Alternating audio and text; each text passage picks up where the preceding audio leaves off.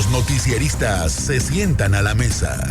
Análisis, opinión, crítica, la noticia del día. La mesa de los noticieristas. Con Milton Rojo, Javier Cabrera y Francisco Arizmendi. Los noticieristas observando en vivo.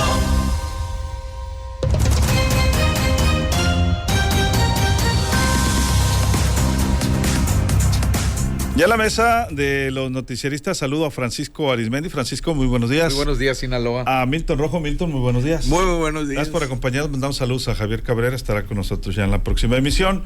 Bueno, Morena, el PT y el Verde en el Senado de la República desestimaron el proceso de elección de la presidencia de la Comisión Nacional de los Derechos Humanos y con 87 votos impusieron la reelección de Rosario Piedra Ibarra, a pesar de que fue la peor evaluada entre 15 aspirantes y del rechazo de la mayoría de los propios senadores afines a la autollamada Cuarta Transformación.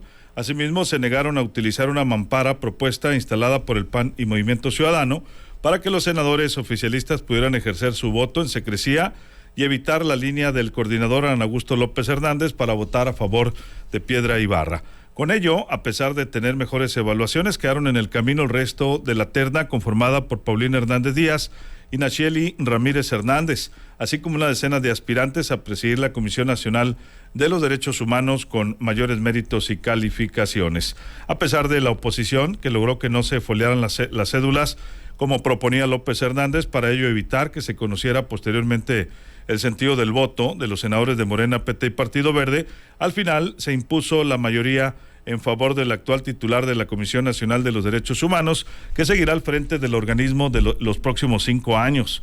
Con ello, la incipiente rebelión de un grupo de senadores como Javier Corral, Higinio Martínez y Malú Micher, quienes amagaron con votar contra Piedra Ibarra, fue aplacada al no permitir la secrecía del voto. Con mayoría calificada, el bloque oficialista avaló la continuidad del actual ombudsman, cuestionada por su pobre desempeño principalmente, ha brillado por su ausencia, ¿no? No solo por la oposición, sino también por legisladores de Morena, inclusive organizaciones de la sociedad civil, y durante la votación, por si faltaba algo, le cantaron las mañanitas a Andrés Manuel López Obrador. Con su voto a favor de Piedra Ibarra, Morena, Partido Verde y PT le dieron la espalda al proceso que condujeron los presidentes de las comisiones de Derechos Humanos, Celeste Asensio, y de Justicia, Javier Corral. De nada sirvieron el Parlamento abierto, el registro de 48 aspirantes, la comparecencia de 47 de ellos y la evaluación que hicieron los senadores de ambas instancias legislativas, en las que Piedra Ibarra reprobó. Al final del proceso valió más el criterio político y la línea de los senadores que recibieron de las más altas esferas de la Cuarta Transformación. Me recordó, Francisco y Milton, aquellas votaciones de líderes sindicales a mano alzada, ¿no? Sí. Y que a veces ni averiguaban cuántos levantaban la mano. Mayoría, ganamos, claro. Sí. Y bueno, una de esas fue revocada en Sinaloa en algún momento, no hace mucho, recuerdo, por cierto, sí, de un líder sindical. Milton. Sí, bueno, ¿qué vimos ayer? Primero hubo un zipizape porque se presumía, y una de las corresponsales en el Senado, Liti Robles, comentaba que Adán Augusto quería que ya las boletas fueran foliadas o ya votadas, porque no le tenía confianza a su bancada. ¿Por qué? Porque en las candidaturas estaba la candidatura de Nacheli Ramírez, que era propuesta tanto de una fracción de Morena como de la oposición. Ella había sido, tengo entendido, la de CNDH de Ciudad de México, o había trabajado, muy bien, pues, con la doctora Sheinbaum y con el gobierno capitalino, y estaba la reelección de Rosario Piedra Ibarra. Y bueno, el ala dura de Morena sacó adelante esta candidatura, que lo podemos ver como un juego de vencidas entre la propia presidenta y Adán Augusto. Entre los mismos factores, entre los mismos grupos de Morena, podemos ver cómo van jugando sus vencidas, cada quien en cada ínsula. En este caso, en el Senado, dijeron, no, vámonos con esta señora, hija de doña Rosario Ibarra de Piedra, que obviamente, pues, como junior, como reproducción de la élite, no sacó nada la señora. Entonces, tan no sacó nada que el propio comité Eureka el comité activista de la doctora, de doña Rosario Ibarra, no le dio la firma. No la avaló. Como un número muy grande de organizaciones pro derechos humanos no la avalaron. Pero ¿quién sí la avaló, aparte de Morena? El poder que está por encima del aparato de Morena. Los militares. ¿Por qué? Porque necesita el ejército mexicano en esta fase de la construcción del segundo piso de la transformación, necesitan un ombudsman a modo, ¿no? Y doña, la actual, la reelecta coordinadora de derechos humanos, pues ha sido eso, ¿no? O sea, ha sido prácticamente omisa, y las organizaciones de derechos humanos se lo han hecho ver, desde Eureka, ¿no? Eureka donde nació prácticamente la lucha de doña Rosario Ibarra de Piedra por los desaparecidos. Entonces, ¿qué quiere decir esto? Que va a seguir el aparato de exterminio y de desaparición forzada, va a seguir, y la Comisión Nacional de Derechos Humanos nomás va a hacer el trámite, no va a hacer nada en contra. Entonces, ahorita, quien debe de estar de fiesta por encima de todo el control legislativo y todo lo que se ha hecho en el Senado, que es Adán Augusto, está el secretario Trevilla. ¿Por qué? El secretario de Defensa. ¿Por qué? Y el almirante secretario. ¿Por qué? Porque pues no van a tener un contrapeso, ninguno, ni por equivocación, las Fuerzas Armadas contra cualquier queja de derechos humanos por el uso de la fuerza desmedida, ¿no? Entonces, las Fuerzas Armadas deben de estar de fiesta. Pues aquí hubo un caso de la Guardia Nacional que se documentó incluso, ¿no? En video, y se desconoce realmente si ni siquiera hubo un pronunciamiento severo, ¿no? De la Comisión Nacional de los Derechos. Sí, o sea, en ese caso, nos devolvimos a 1914, 15, tírales a matar. Y nadie dijo nada. Cuando ha habido casos en los que se ha recurrido a la Comisión Estatal de los Derechos Humanos y luego a la Nacional, y se han intervenido aquí en Sinaloa en el pasado. Yo recuerdo el caso de la joya de los Martínez, por ejemplo. Francisco. Bueno, pues sin duda el espíritu del emperador Calígula se agigantó ayer en esta reelección o refrendación, como se le quiera llamar, de la inútil actual presidenta de la Comisión Nacional de los Derechos Humanos, casi en su papel de incitatus, con todo respeto al caballo que nombró cónsul el emperador romano Calígula. O sea, fue un frontazo tremendo, y bueno, el trascendido es que pues sigue mandando desde Palenque, Chiapas, el hoy cumpleañero expresidente López Obrador. ¿Hoy es su cumpleaños? Hoy es su cumpleaños, felicitó, se acordó de momento ahí, sorpresivamente, la presidenta, al final le puso las mañanitas, con una fotografía donde están ellos ahí departiendo. ¿Y qué fue por qué hizo eso don Adán Augusto? De llevar ya las boletas hasta votadas, porque hubo rebelión en la granja morenista y aliados de Morena al interior de la Cámara, porque bueno, pues había la inclinación, como dice Milton, de que la favorita fuera la que fue titular de Derechos Humanos durante el gobierno de Claudia Sheinbaum en la Ciudad de México. Pero al final se toma una grotesca decisión en torno a esta señora, que ha hecho un grotesco papel y que mantiene a la CDH en una grotesca situación. Es decir, eso y un florero para defender los derechos humanos, ahí se da. ¿Cuál es el mérito de ella? Pues que es hija de doña Rosario Ibarra de Piedra. Y como frecuentemente dice el doctor Rojo, las castas divinas y políticas en México siguen medrando. Gozan de cabal salud. Y ya ni se diga de cabales ingresos. Pues ahí está el Lázaro Cárdenas Batel, ¿no? Y no, o sea, el general Lázaro Cárdenas del Río expropió el petróleo, pero lo que más se han beneficiado con esa situación pues han sido sus hijos, desde Cuauhtémoc hasta los nietos y lo que faltan los bisnietos. Otra casta divina que ya está en marcha, pues es la de Andrés Manuel López Obrador, al imponer en Morena como secretario de organización a su hijo para lo que se ofrezca en el control de Morena, dígase lo que se diga.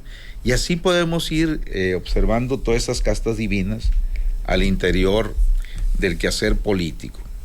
Es decir, hay una soberbia y una arrogancia que no les interesa. Es decir, primero presumen de que quieren que el Poder Judicial se reforme, que sea honesto, etcétera, etcétera. Y hablan de la división de poderes y dicen, es que el pueblo ganó, fue el que dijo que nosotros. Y de cara al pueblo y entre las decisiones y análisis de sus propios representantes de perfiles en la Cámara para designar a quien se pensaba que iba a ser una nueva dirigente de titular de la CDH, pues la más reprobada, la más grotesca de las evaluaciones que se hicieron ahí, pues resulta que saben que no se crean el numerito. Aquí mis chicharrones siguen tronando, por lo tanto, vuelta para atrás. Va para atrás. Y háganle como le hagan. Es esto verdaderamente aberrante. Pero con todo y la resistencia interna, Francisco. Totalmente. Que fue pública, pues. Totalmente, pero cuando ya dieron la línea desde Palenque, Chiapas, pues ni la de Palacio Nacional se atravesó. Al contrario, le hace un reconocimiento a doña Rosario Ibarra Piedra, lo cual es acertado. Y de ahí se agarra para decir, pues, que representa en el ADN de la ratificada. Pues ya no le quedaba otra a la presidenta, y ahí tenemos eso. Entonces, y así no quieren que se hable de que vamos rumbo a cubanizarnos, a venezolarnos, a nicaragüenarnos también, si están haciendo y deshaciendo cosas incongruentes, ¿no? Insisto, el espíritu de Calígula se impuso esta madrugada, ¿no? Con el capricho y la imposición, haiga sido como haiga sido, dijera Felipe Calderón, de esta señora que de manera grotesca ha prácticamente desaparecido a la CDH. De ello, ella se pronunció en una comparecencia que estaba a favor de la idea del presidente López Obrador entonces de desaparecer la CDH y mandarla no sé a dónde. Al rancho, yo creo, del presidente, allá a Palenque. Imagínate nada más. Saludos por acá, Gonzalo Mosqueda Celaya, más saludos a la mesa de análisis, gracias. Muchas gracias también por acá, con mucho gusto a todos ustedes, a Ricardo Valdés, Ángel Peraza, a Javier Salinas, a Rubén Ríos, gracias a Lucero Legaspi, a Zoe González. Morena es un centro de suspensión, compran las personas con apoyos sociales y así mantienen a los ciudadanos conformes, dice Rosario Ibarra, no sirve, dice Rubén Ríos. Carlos López, los derechos humanos son para los humanos derechos, dice. Saludos a Emilia Valenzuela, a Beatriz Velázquez, critica la ignorancia, no saben para qué llegaron al poder, cuestiona a Morena y a esta dictadura, dice. Saludos también a Lupita Sandoval, a Silvia Rodríguez, a Rudy Martínez. Gracias a Francisco Treviño, más saludos a la mesa de análisis. Alfredo Sosa, es una imposición del faraón de Macuspana, dice, siendo un lado la propuesta de la presidenta. Gracias también a Silvia Rodríguez. Dice, como dice usted, son puras pamplinas esas votaciones para elegir los derechos, se refiere a Francisco. A Francisco Robles, a Ere Torres y a todos ustedes que están participando, por supuesto, muchas gracias. A Sergio Toscano por acá, Carlos López y a Juan Carlos Portillo. Ahorita seguimos comentando. Le recuerdo el WhatsApp 6673-336237, el WhatsApp de los noticieristas 6673-336237. Milton, tus conclusiones. Sí, bueno, y ahorita en la conferencia matutina de la presidenta Sheinbaum, sobre lo particular, dice, muy corto, como es cuando quieren, cuando algo no le gusta o algo, es corto en sus expresiones. Es una decisión que tomó el Senado ayer, dice la presidenta Sheinbaum. Y luego destaca, ¿no? Rosario Ibarra Rosario Piedra Ibarra es con su madre su familia un símbolo de México en la lucha contra la represión, el autoritarismo, las desapariciones forzadas desde el Estado, dijo la mandataria. Eso es doña Rosario Ibarra, no su hija. O sea, su hija, haz de cuenta que avaló o ha avalado o ha permitido que ese autoritarismo salido desde las Fuerzas Armadas y desde el Estado continúe, se exponencie. Entonces, esa es una situación en donde los discursos que se van dando desde el poder disocian la realidad. Entonces, ¿qué pudiéramos entender desde el Senado ayer? Bueno, que desde el Senado nos dicen que se escogió a la mejor persona, que ha sido un ícono, sí. Ícono es la mamá, ¿no? Pero en la reproducción de la oligarquía, o sea, en esa reproducción de castas, pues no se logró reproducir. ¿Por qué? Porque es la antítesis. Y en el discurso para el pueblo, el poder que dice, quiere disociar al pueblo de la realidad. Y cuando hacen uso de la palabra pueblo, se puede traducir como dos cosas. Uno, los intereses míos, los intereses del poder, o al pueblo disociarlo de la realidad. Y ayer un amigo mío me explicaba, unos amigos míos me explicaban cómo es ese proceso de discurso. Y ese proceso de discurso político y de control y de sometimiento se puede entender como la desrealización, que es un síntoma psicológico que se caracteriza por una sensación de irrealidad o extrañez en el entorno. O sea, la desrealización es un trastorno disociativo que puede ser trastorno de despersonalización. Entonces, ahorita, por ejemplo, lo que estamos viendo es un discurso dentro del poder, el cual disocia la realidad.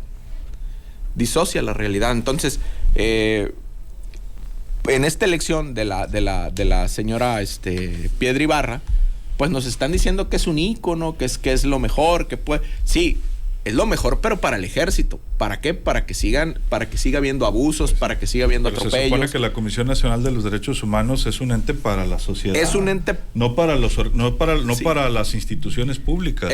Es un ente. Es para la sociedad. Es un ente para el pueblo. Entonces, en ese discurso, para el pueblo, para mí. O sea, tengo que poner a alguien útil para mí, para los intereses establecidos de las Fuerzas Armadas, no para el pueblo. Y recordemos, por ejemplo,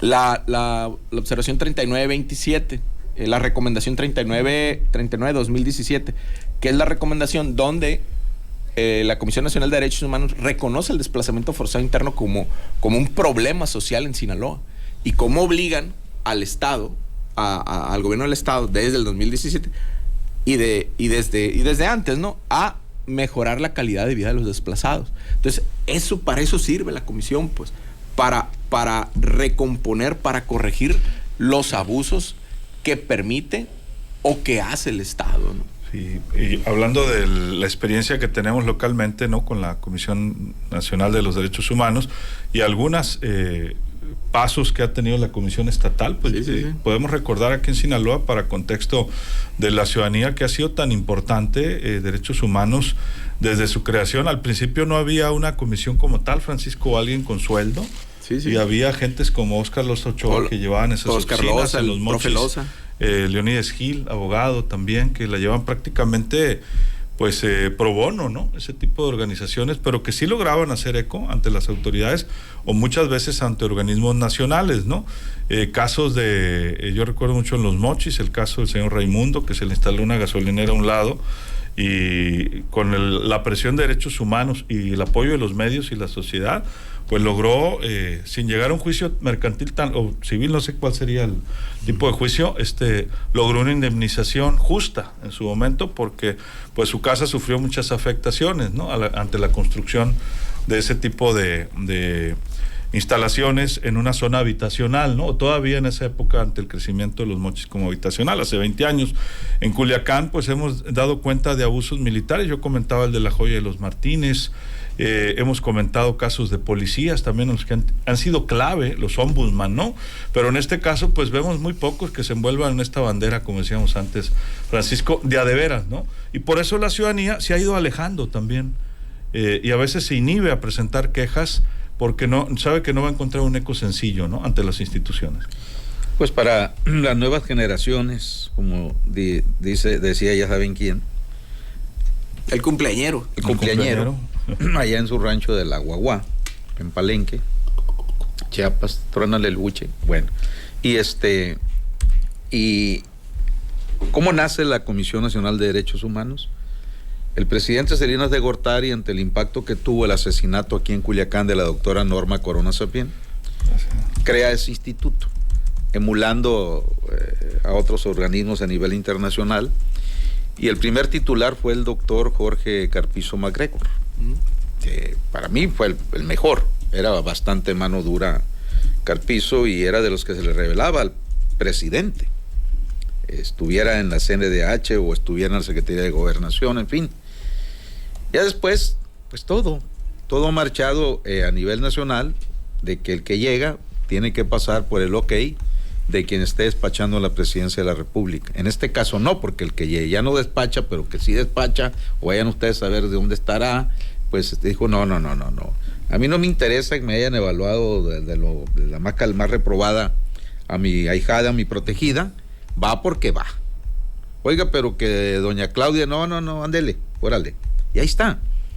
Y alguien preguntaba aquí también, y tú decías ahorita esa referencia también, Luis, de cómo aquí hay luchadores, es decir, defensores de derechos humanos desde antes que se crearan estas comisiones, oficiales, vamos a decir así, como pues fue la propia doctora Norma Corona, formaba parte de un grupo, ¿no?, donde ya defendían abusos desde la Operación Cóndor para acá, con la intervención y la conexión que tenían ellos con Amnistía Internacional y la otra organización, Human Rights, ¿cómo se llama? Human Rights. Eso, no, es que se me oye Peña Nieto en inglés y me va, no, capaz que me corre el embajador allá. Bueno, entonces, ¿te rías, Milton? ¿Estoy hablando en serio? No, yo bueno. Bien. Norma Corona, defensor de los derechos humanos, asesinada. Jesús Michel Jacobo, defensor de los derechos humanos, asesinado. Otro también defensor en su momento, que fue el licenciado Morán Cortés, asesinado. ¿Quiénes sobreviven de ese grupo original? Y disculpen si omito: David Moreno Lizárraga, Óscar Los Ochoa, familiares de otro defensor de derechos humanos que fue asesinado en Abolato, Aguirre Mesa, Jorge, hermano de Leonel. Leonel, es correcto. Entonces, de todos estos que estamos hablando, el único crimen que no quedó impune fue el de Norma Corona Sapien. Bueno, al homicida de Jorge Aguirre lo detuvieron, Francisco, también. Era conocido como la tamalera, le decían. Te voy a decir la tortillera, la tamalera. Ah, bueno, sí recuerdo el caso. Y de ahí en fuera, cuando ya también aquí se crea la Comisión Estatal de Derechos Humanos, todo el que llega ahí, llega porque el gobernador en turno lo impone. Y de esta manera, pues estás poniendo la iglesia en manos de Lutero. O sea, va a ser muy difícil que verdaderamente tengamos una verdadera defensoría. Un contrapeso, ¿no? Un contrapeso real. Porque alguien me preguntaba ahorita aquí, Carlos López, dice, ¿y en Sinaloa cómo andamos en materia de derechos humanos y en materia de procuración de justicia? Bueno, pues ya sabemos cómo andamos, ¿no? Hoy amanecimos que con por una... cierto, ya estamos en tiempo ahí de cambio también en derechos humanos estatales. Sí, es correcto. Parece. Efectivamente, ¿no? Y hoy ¿cómo andamos en esa materia? Pues hoy amanecimos con 8 cadáveres, algo así, apilados en una aquí de las carreteras. Pero la presidenta Sheinbaum dijo esta mañana que poco a poco a Sinaloa se le va a ir regresando la tranquilidad. Poco a poco. Es decir, no nos desesperemos, poco a poco nos van a regresar la tranquilidad, nada más que ese poco a poco no me gustó. Y en ese poco a poco, ¿cuántos hogares de sinaloenses van a quedar enlutados? Sí, nos dice Martín Gastelum que en el caso de la tamalera, en el caso Aguirre, dice, ninguno de los detenidos fue sentenciado. En el caso de la tamalera, y a un comandante de la ministerial los detuvieron, pero no lo vincularon, y en el caso de la tamalera sigue en la cárcel, pero por delincuencia organizada y portación de armas de uso de fuego, del exclusivo del ejército, ¿cómo le llaman? Y bueno, más bien por delincuencia organizada. Caso que ocurrió en Panteón de Nabolato, sí, recuerdo, por cierto, perfectamente. Un minuto, Milton. Sí, yo cuando me ha tocado dar la materia de derechos humanos, le explico, ¿no? O sea, cómo son los derechos humanos, cómo se gestaron, la historia, todo eso. Y hago una pregunta. ¿Qué está por encima? ¿La forma en cómo se hace el dinero en la ciudad o la forma para respetar tus derechos humanos? Y empieza el debate, ¿no? Empieza el debate. Entonces, una vez una alumna decía, es que el día del Culiacanazo, en la tienda donde laboraba, nos quisieron hacer ir. Y yo fui la única encargada que dijo, no, porque no está, o sea, no hay seguridad, no hay esto, no hay lo otro, o sea, no puedo ir. Y hizo recapacitar a la persona que tomaba la decisión. Dijo, ok, nadie trabaja hoy. Pero fíjate la situación, o sea, cómo la manera de hacer dinero, la manera de crear riqueza, hay veces que puede empezar o puede pasar por encima de tu derecho a tu integridad o a tu vida, ¿no? ¿Y cuándo ha sido diferente en nuestro país y en nuestro estado y en nuestra ciudad? No, pero hoy gobierna un gobierno humanista, un gobierno de izquierda, un gobierno... Pancho, a ver, tómele al Pancho con lo que está haciendo. Te escucho. Bueno, un gobierno humanista, cercano a la gente, que pone por encima, sobre todo... Que no es igual a los otros. Que no es igual a los otros. No y que no traiciona, que no roba. Que no roba y que no... Y así es, o sea, totalmente. Y está poniendo a una lideresa encargada de los derechos humanos histórica en derechos humanos.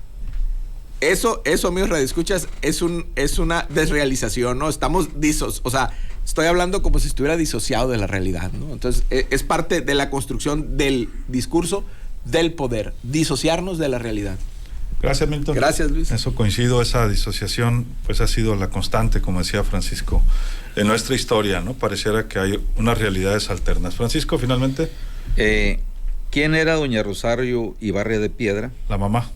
La mamá de la actual, que está ahí ya refrendada hoy como impuesta nuevamente en la Comisión Nacional de Derechos Humanos. Doña Rosario Ibarra de Piedra encabezó un movimiento nacional junto con otras madres, incluyendo las de Sinaloa, que desaparecieron a sus hijos durante la Guerra Sucia. A doña Rosario Ibarra de Piedra le desaparecieron a su hijo, Jesús Piedra Ibarra, hermano de la actual señora, porque participó en el asesinato del líder empresarial del Grupo Monterrey, don Eugenio Garza Sada, que intentaron secuestrarlo y terminaron por asesinar a don Eugenio Garza Sada y a su chofer escolta que llevaba.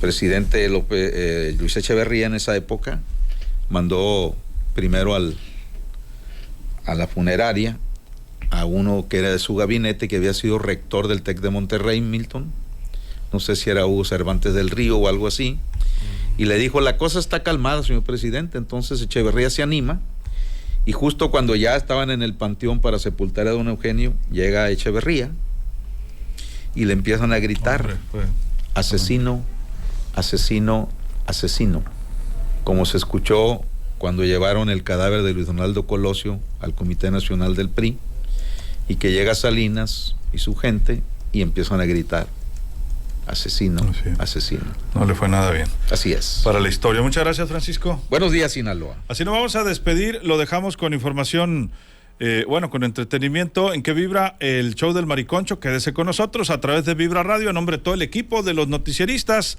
Soy Luis Alberto Díaz, que la pase de lo mejor.